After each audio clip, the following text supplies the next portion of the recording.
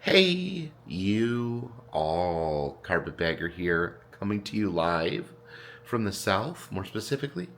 We're in Orlando, Florida.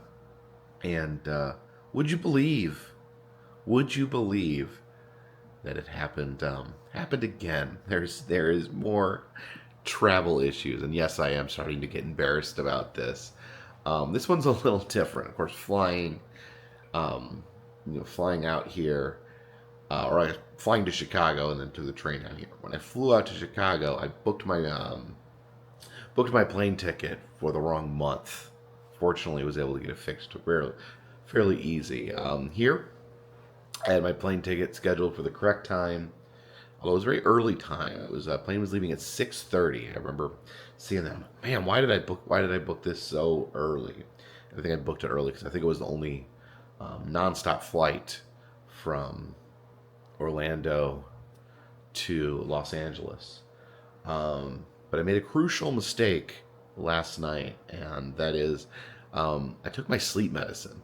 Now, yeah, I do use medicine to help me sleep, and my plan. I finished editing. I had about 3.5 hours to get a little bit of sleep here, and not thinking, I took my medicine, and the second I swallowed those pills, I'm like, I just took my sleep medicine. Nothing I could do about that. So, set my alarm, set two alarms, and I lay down for a short night's sleep, and I slept through two alarms on my phone. I just guess with the sleep medication, there's no way I was gonna wake up. I woke up, I saw the sunlight, and I immediately knew I had missed my flight. So, immediately grabbed my phone. Obviously, the flight was in the air. There's nothing I could do about it. But I ended up booking another flight. It's gonna leave here in a few hours. So, I was thinking about staying another day, but then it's just so much stuff to move around. My hotel room, my rental car, all that. So I just soldiering on, just got a new plane ticket. Decided to keep everything else the way it was. My hotel in Los Angeles and everything like that. Just the idea of trying to rearrange everything um, it was not pleasant. So I was like, okay, we'll just book a different plane. I was able to find one, and we should be headed out here in just a few hours. I think I got my luggage down a little bit lighter. I think there was a misconception. Some people watched the video where I mailed my clothes. I didn't mail them back because they were dirty. I mean, they were dirty, but the reason I mailed them back was I brought too many clothes. This bag was too heavy. These bags were too heavy. It was too hard. We had trouble fitting this in the overhead compartment. When we got on our first flight, I had to pull all the socks out and hide them. So I just decided that I had taken too much stuff. That's why I put it in a box and mailed it home. Of course, I mailed my dirty stuff just because it would be easier than having to do laundry. But I'm gonna have to be doing a bunch of laundry on this trip. There's about a little more than a week's worth of clothes in that bag, so I'll be doing laundry about once a week for the next couple weeks. And I do try to avoid having to do laundry, of course, to the point where there's no avoiding it. But it it can be difficult, especially when you're in a hotel. A lot of hotels do not have washers and dryers. This hotel does. I was able to do some laundry yesterday morning, got everything cleaned. But there's no guarantee. You can call ahead, make sure. But yeah, it's another thing to check in with that. You can't take it for granted. You can't just assume a hotel is going to have laundry. I made that mistake before, and then a lot of times, honestly, like hotels don't. A lot of times they don't maintain it very well. There's often there is like you know, they're broken, or you get in there and the washer's broken but the dryer works. And a lot of times there's like one washer and one dryer for like a whole giant hotel full of people. So doing laundry on the road can be just a major pain. Just depending, it's all, you know, it's all just a crapshoot depending on the hotel you get. But I am planning on doing laundry at least once a week. Probably, you know, fly out to California, probably do laundry like near the end of the trip to kind of save it for the end. But yeah, that's the tale. That's the tale of my laundry. I don't know. I feel like there's some sort of hidden message in this license plate.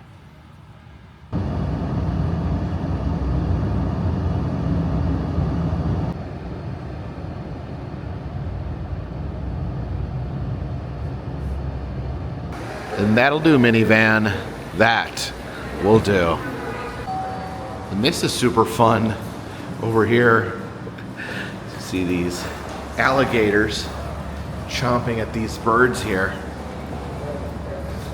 Look at this. Oh, there's little baby alligators peeking their eyeballs out. Oh, this skater over here, he's got a little tuft of feathers. Okay, this is the tunnel to the terminal. A little moving walkway here. Oh, are you ready to play in Tampa Bay? Actually, I'm headed to California. That guy's ready to play, though.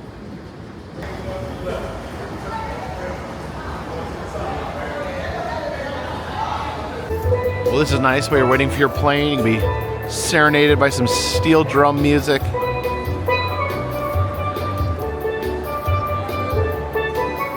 I think he's playing Cheeseburger in Paradise.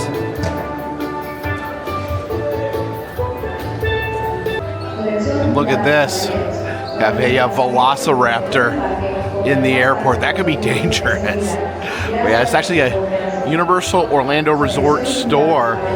We were just there yesterday at Universal, but forgot to get some merch while you're there. They have it here in the airport. That is pretty cool. That old logo is awesome. And then it's got all the awesome old rides that sadly they've gotten rid of. The only ride that's still on that still exists that's shown on here is E.T. They've gotten rid of Kong, Earthquake, Jaws, and Back to the Future. And it looks like there's some museum display cases here. This is a plastic T-Rex skull. This is from the Orlando Science Center. I don't believe I've ever been there. Maybe I need to stop into the Orlando Science Center when I get back. This case is from the Manello Museum of American Art. Some paintings here, and I like this carving of a dragon with dragon babies. This piece of art is called L'Iguana da Vinci. Apparently it is Leonardo da Vinci if he were an iguana. You can see some of the plans there for his various flying machines. Just gotta make sure he doesn't stays out of the trees when the temperature drops too low, or he'll take a tumble. We have a Disney store here in the airport as well. So yeah, you go on your vacation. Don't have to drag all that stuff back from the park. You just get it once you get to the airport. There's Mickey in his stylish 2026 shirt. The Disney Transportation series, you get the buses you ride to the parks. Got a monorail. And look at these cars here. It's like a Mickey car, like the old Hot Wheels. But look at this one. This one is Space Mountain, as if it were a race car. That's crazy. A mountain from space that races. And oh my gosh, this is the Jungle Cruise race car. And oh my goodness, a Haunted Mansion hot rod, or the Haunted Mansion haunt rod is what they call it. Looks almost a little bit more like Mr. Toad's, but it's got the Haunted Mansion organ in the back. There's a food court here. Probably do need to grab some food at some point. But look here in the center of the food court is this magnificent fish tank. This is this airport really is one of the nicest airports, just as far as all the cool art and things like that. You can see all the little fishies swimming around in the airport. There's actually 2 Universal stores here in the airport. Oh, and there's another Disney store as well. The one interesting thing about this airport is that it's actually a hotel. These balconies here are part of the Hyatt Regency, so you can spend the night at the airport and leave without having to leave. You know, just step out of your hotel room and go get on your plane. I could have used that this morning when I slept in. Maybe if I had stayed here, I would have made my plane on time. Oh, don't forget about SeaWorld. They have a store here too with their 2026 merch. But possibly the most famous piece of artwork here in the Orlando airport is this, known as the Traveler. You can see it's the wax figure of like a weary traveler with all the 3 duffel bags waiting for his flight. Not the best way to pack. You definitely want to get your luggage with wheels. He has to carry 3 duffel bags, which is no fun. But he's very strikingly lifelike. And I think what adds to the effect is that the carpet there in the sculpture is actually the same as the carpet here on the floor. Yeah, I'm afraid this guy's going to miss his flight just like I did. He's far too fast asleep. All right, I think it's time to head into pre-check. Oh, I gotta catch the monorail. Hey there. And here we go, blasting off. You all right? What's wrong?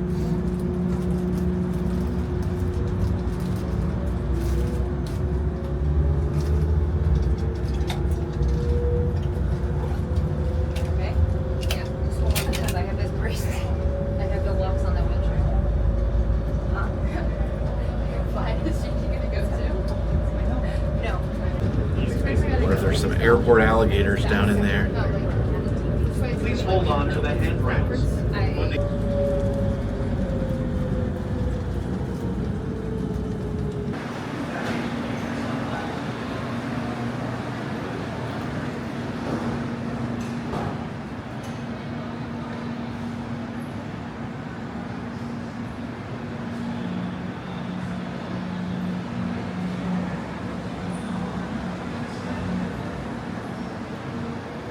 So gosh, I feel like you guys might be worried about me at this point.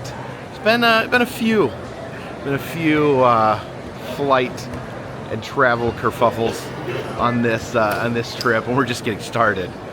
Again, it was a six week trip involving trains, planes, and automobiles, and it started out by me showing up at the Asheville airport on the wrong month. I had booked my flight for the next month, able to get it fixed pretty easily, all things considered. Then in DC, I booked my hotel a day early, got my reservation canceled, and then now it's a little different. I just slept through my alarm, but it's still kind of the same thing. Honestly, like all these issues, and they're starting to be costly issues. All these issues are from my inability to like breathe and slow down. And I said this is the year of goodness, and that's one thing I admired about Adam, was his ability to pace himself, to do things at like a gradual pace, to kind of enjoy things and not always be rush. He always told me it kind of drove him crazy how fast I moved. He was impressed. At the same time, he was like impressed, but like told me like, dude, that's what I always said, dude. So yeah, I was just in a rush to get to bed. I was panicking because I only had like 3 or 4 hours to sleep. So I'm like, man, I need to need to lay down ASAP. So I'm scrambling to get all my bags packed, everything together. And then I'm like, all right, time to go to bed. Took my medicine. Always take my medicine before bed. Several different medications. And one of them is a medicine that helps me sleep. And I'm like, oh my goodness. I'm like, do I try to make myself puke? And I decided against that. That just sounded unpleasant. I'm like, I'll set my alarm. I'll set 2 alarms. Hopefully I can get up and make it to my plane. And it just didn't work. I guess I should have never thought it would work. I ended up waking up at about 7:30. The flight left at 6:30. Flight was already in the air. So you know that's the past. That ticket is gone. That money is gone.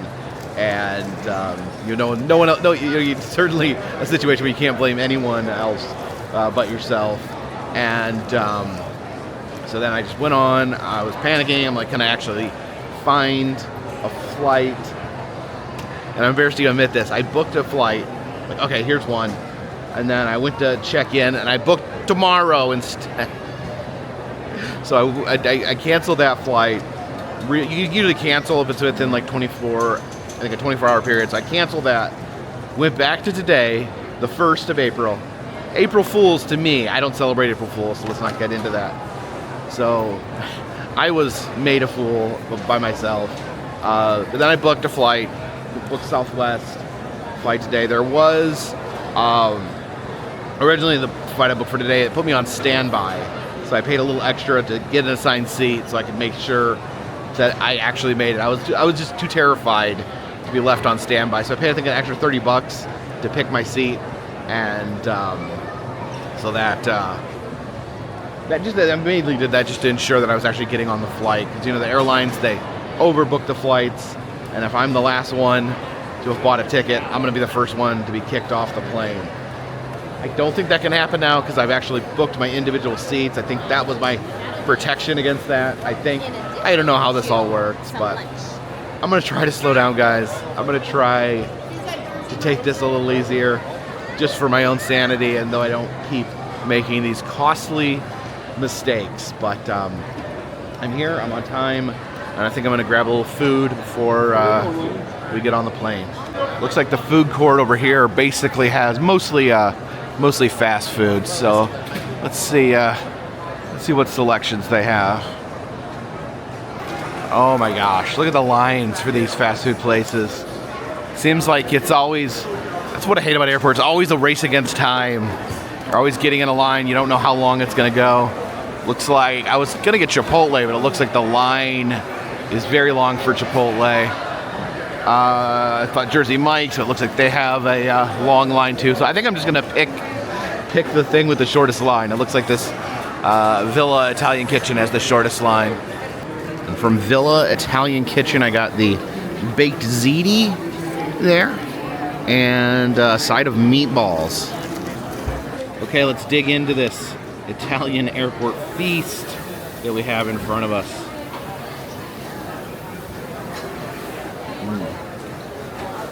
That's good. A lot of cheese. Thick and cheesy. It doesn't have any meat in it. That's why I got the meatballs. Because apparently I can't have a meal without meat in it. It's nice and creamy. Let's try the meatball. Okay. Pretty decent meatball for an airport food court. I'd say better than Chef Boyardee.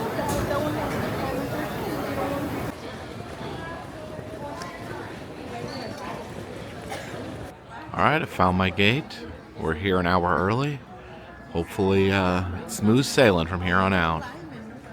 Okay, so it is going to be a full flight. Of course, I booked this morning, and I originally was on standby. I think I'm good, got my seat, but they did offer to check carry-on. So a lot of times, like with airplanes, if they're too full, there's only so much room for luggage in the overhead bins, so they'll actually offer to check your luggage for free. So you don't have to pay anything. Normally it's like $30 to $50 to check a bag, but they offer to do it for free. You know, if it gets to this point where it's full. And normally I like to keep my bag close to me so I can leave, but I have a layover in Phoenix, and just the thought of lifting that above my head, putting it in there, pulling it down, walking around the airport in Phoenix, putting it back up. I decided to go ahead and check it, so I went up there and offered, and they checked my bag for me. So just fingers crossed that it makes it to LAX. All right, looks like they're getting the plane loaded up with luggage and people. We're going to Denver. I'm still looking for six more.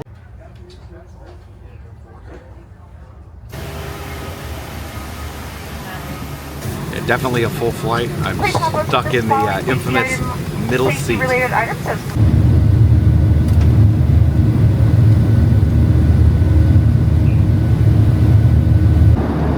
Got our in-flight snacks, some Oreos, and the snack I always look forward to on the Southwest flights, the Stellar Mini Pretzel Braids Maui Monk flavor.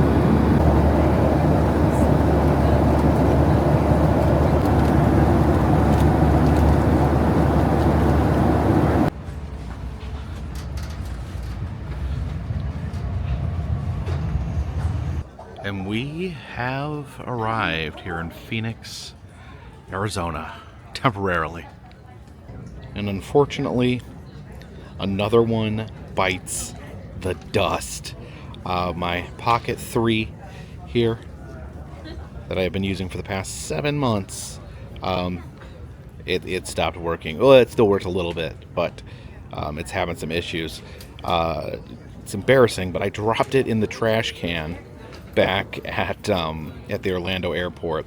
I fished it out of the trash can. It was covered in barbecue sauce or salad dressing or something, and it all kind of got like gunked up in the top, and I thought I was getting it to work, but it kept glitching, kept going out of focus. So it's all there's like barbecue and salad dressing, and it's it's a little beat up. Let me see. Yeah, it kind of sorta works, but I don't want it messing up when I'm trying to film. It's kind of making a grinding noise too. It's been going out of focus. So yeah, it's got some issues. It's been beat up too. I use this every day for the past 7 months. This is the camera I started using when my last Pocket 3 got ruined by the Pacific Ocean. A big wave came and ruined my old one. Fortunately, I keep a backup with me at all times, and I hope this one will survive the rest of the trip, because we now have no backup. So of course it does stink whenever equipment breaks, whenever I have technical issues, but it happens, especially with the way I filming every day with a camera. I guess 7 months, that's not too bad. I think I got my money out of it. What is that, like $100 a month, I think that comes out to? So really not that bad. You just kind of expect it, especially if you think about it. This is a consumer grade camera. It's probably not meant to be used all day, every day. So I think 7 months, I think that's a good lifespan for one of these cameras. They're talking about the Pocket 4 coming out at some point. So I don't know, I need to get another backup, but I don't know if I should wait and take a look at the Pocket 4 or buy another Pocket 3 in the meantime.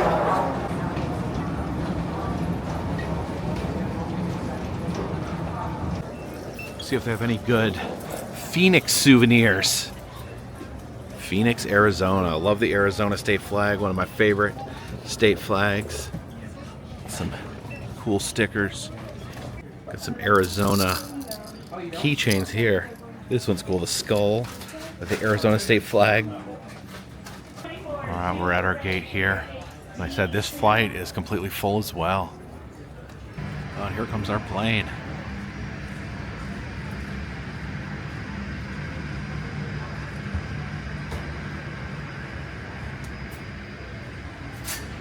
There you go, stopped on a dime.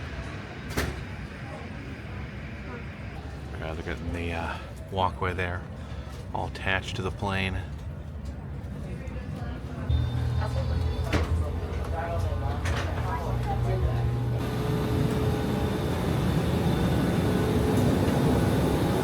Okay, I was fortunate enough to get the window seat this time. The middle seat's just standing straight up.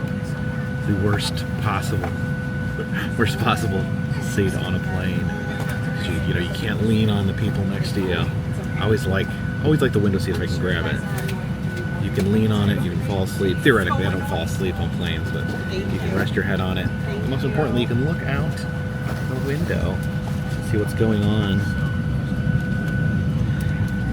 You know, when it takes off, you can see the takeoff. You can look down and see the world leave you behind. Sorry.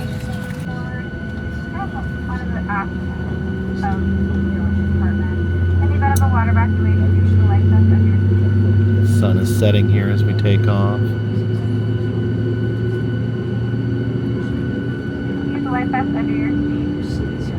Oh, look at that sunset.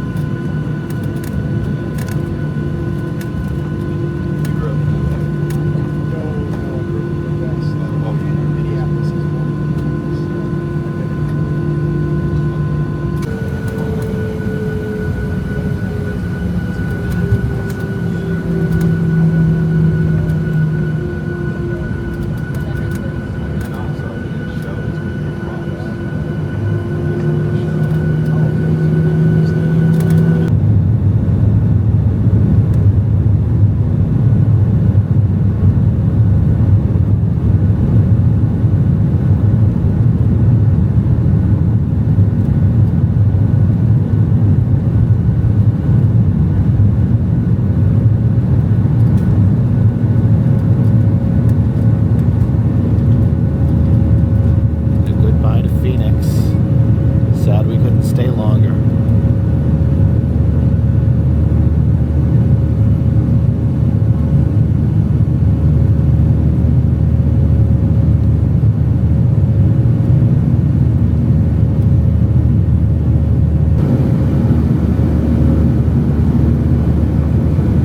Flying into the sunset.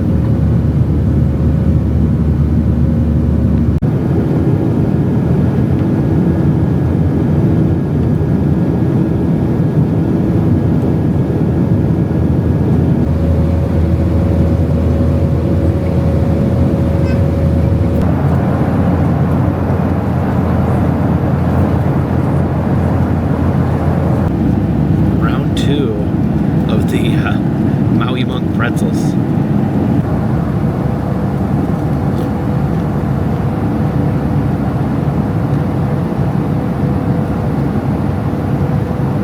So just do us a small favor and keep the aisle as open as possible for our awesome flight attendants to complete their beverage service. We're doing everything we can to make up time getting into LA. Currently showing landing about 10 minutes behind schedule. We'll see if we can speed it up and improve those numbers a little bit. For now, enjoy the ride. We're starting our descent into Los Angeles, expecting to be on the ground about 20 minutes before the top of the hour. On the ground and then into the gate just as quickly as we can. Latest weather in LA. They've got light winds coming out from the west, clear skies, 64 degrees Fahrenheit. It's a beautiful night here in the LA Basin. Do appreciate you coming along with us today. Hope you enjoyed the flight. Have a great time here in Southern California or wherever your final destination will take you.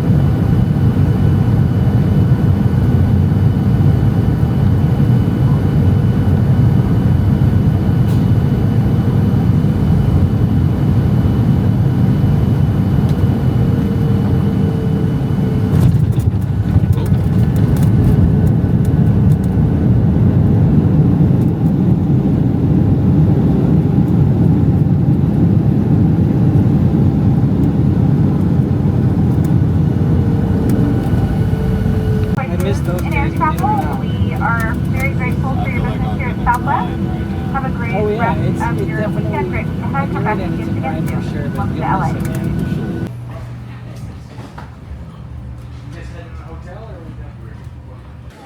And we have landed here at LAX. Go ahead and get our LA merch. If I lived in LA, I would probably never need a hat that warm. It does actually rain glitter here in Los Angeles. And hopefully my luggage is also here in Los Angeles. Also, I'm just realizing that I said it was April Fool's Day at the beginning of this video. Ooh, I feel like I'm out of sorts. I feel just a little out of, don't worry about me. I'm a little out of sorts.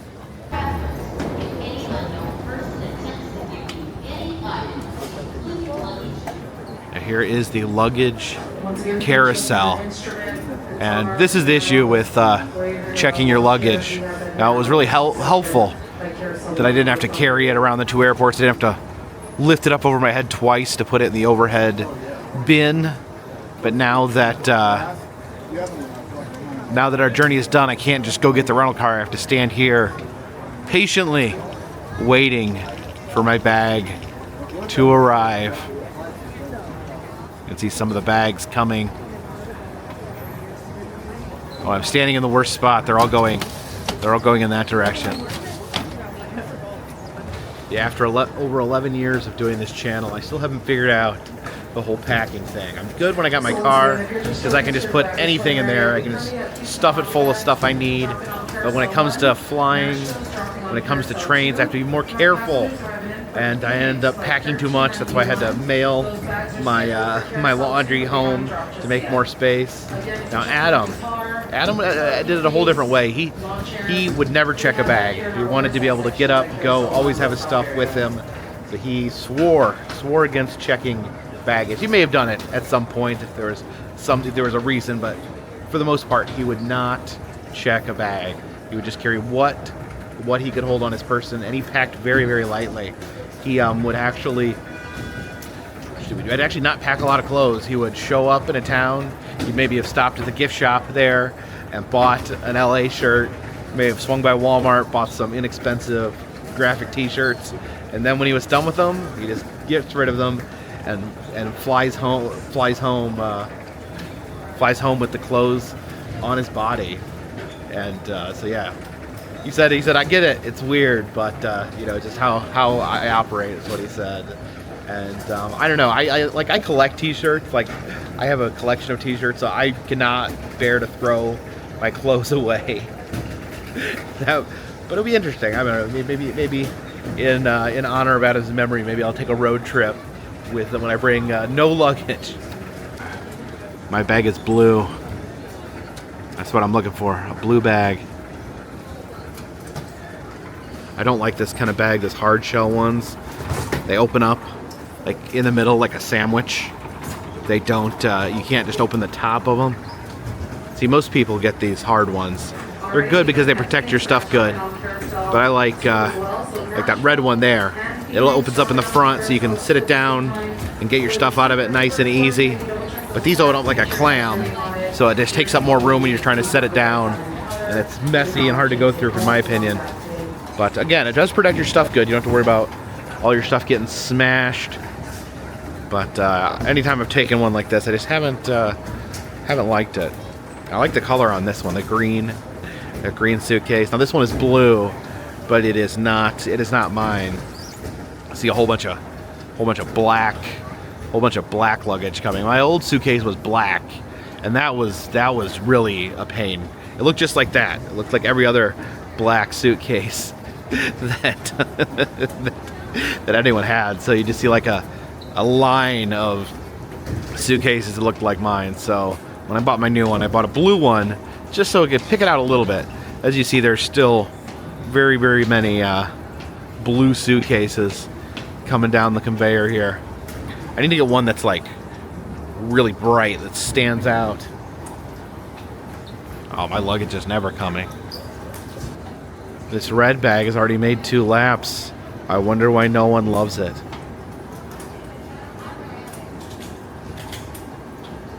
It's always like hurry up and wait with airports. You rush to get on the plane, just sit there and wait for it to take off. You fight to get off the plane when it lands. I went off first. I'm sick of sitting here. And then you just end up coming down here and everyone has to wait. Stand around and wait for their bag. There's really no getting ahead. Now, of course, carousels. You think about carousels at theme parks and fairs, and they're much different than this carousel. They have fun horses and animals to ride on. But this is still a carousel. It's the same thing.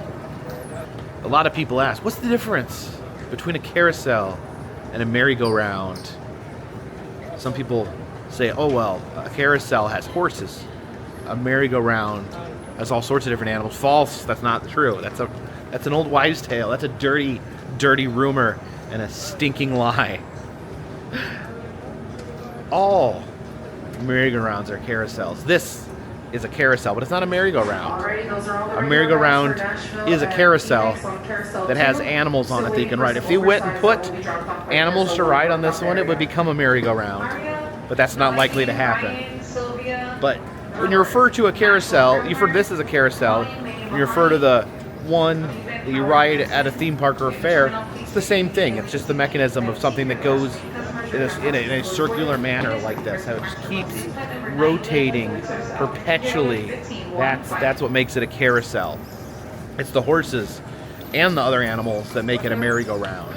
So if you're ever on you're right to call it a carousel, but you can also call it a merry-go-round if it's got horses and animals. If you called this a merry-go-round, you would simply be a madman. They said it would be at Carousel 1, but I walked over to Carousel 2, and I think that's actually my bag. Let me see. Let me double check. Yes, my bag was over here rotating in circles while I was over there talking about merry-go-rounds. Let's go get the rental car. I've been to LAX quite a few times. The rental cars are all off property, so you gotta hop a shuttle that takes you over to the rental car area. I think we're looking for Hertz. Okay, that's Alamo National Enterprise. Here we got the Hertz bus coming in.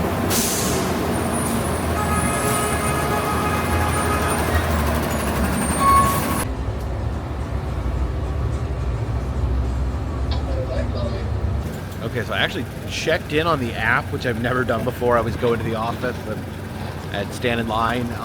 But I checked in on the app and it said I could just go. It told me where my car is, and I could just go to my car. So let's go find our car for the next week.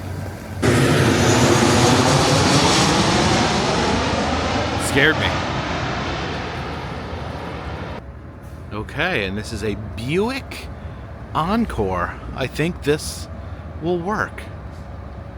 I do try to be really careful with rental cars. I've had some of the worst experiences with rental cars. Hertz, Alamo, Enterprise.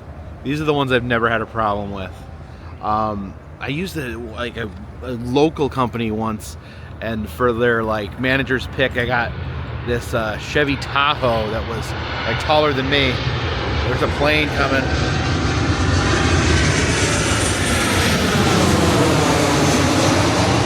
I got this Chevy Tahoe that was taller than me.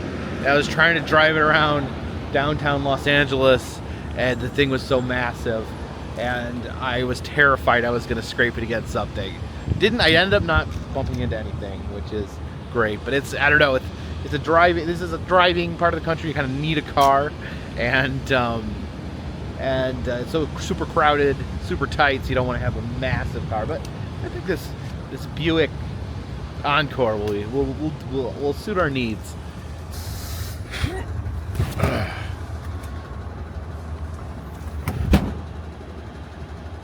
Oh, here comes another plane.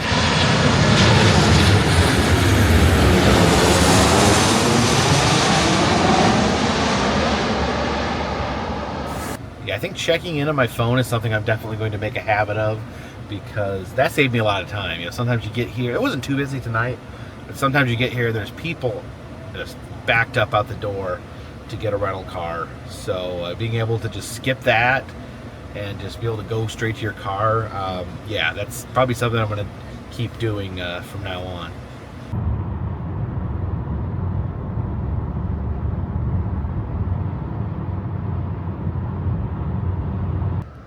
We have landed here in Anaheim, California. Gonna get some dinner here at Roscoe's House of Chicken and Waffles. This is a Southern California delicacy. This is a place Adam liked to take people when they visited him here in California. And check out this mural here. Since we are in Anaheim, you can see the chicken in the middle, the waffle in the middle of the giant Ferris wheel. We've got Disneyland over there, Space Mountain, these different roller coasters. Knott's Berry Farm is also not too far from here.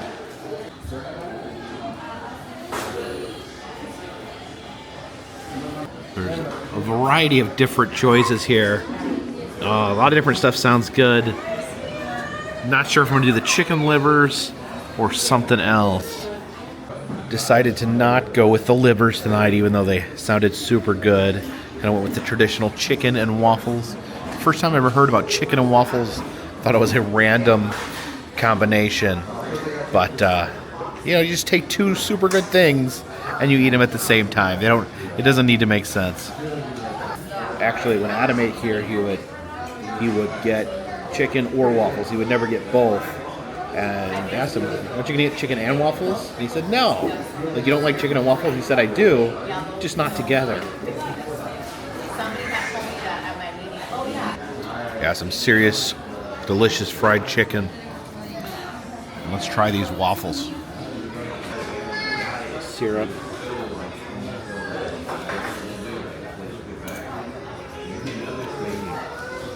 That is super good. Good waffles, good chicken. And nothing left but those spooky chicken bones.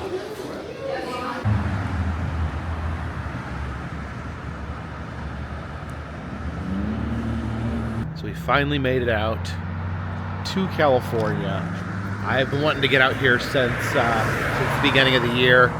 I actually was planning on coming here much earlier, but then plans got switched around when I found out they were having the memorial for Adam out here in California. I kind of rearranged my plans to be able to be out in California at the same time.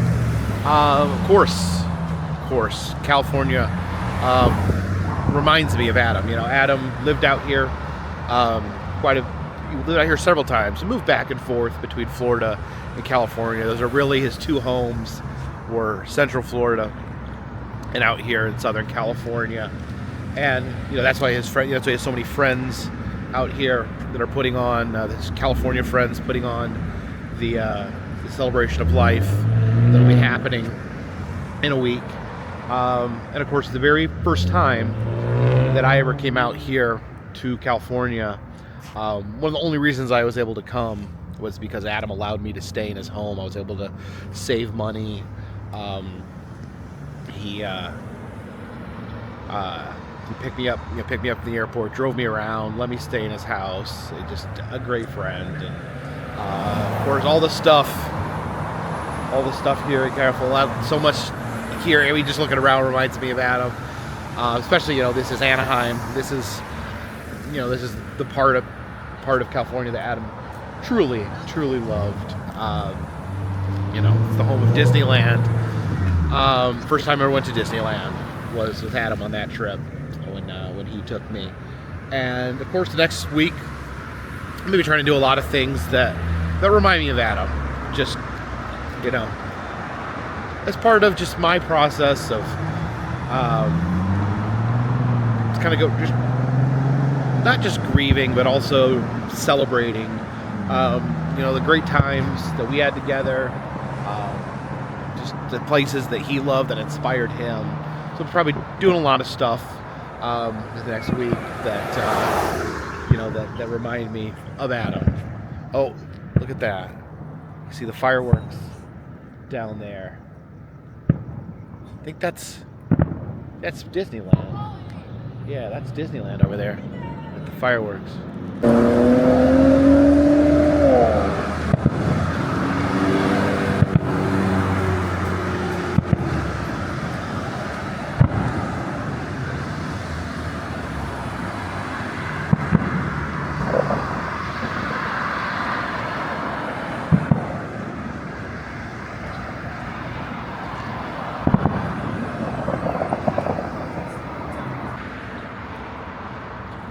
I don't even know what to say about that.